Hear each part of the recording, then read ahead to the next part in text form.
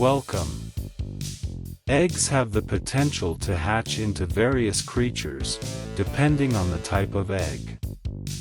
The process of hatching involves the embryo within the egg developing and breaking free from its shell to enter the world.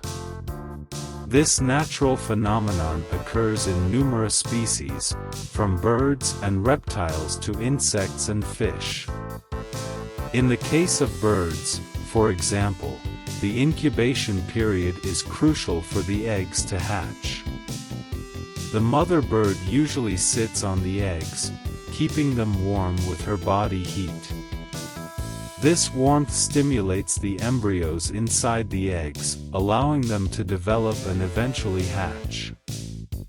The incubation period can vary significantly between bird species, ranging from a few weeks to several months.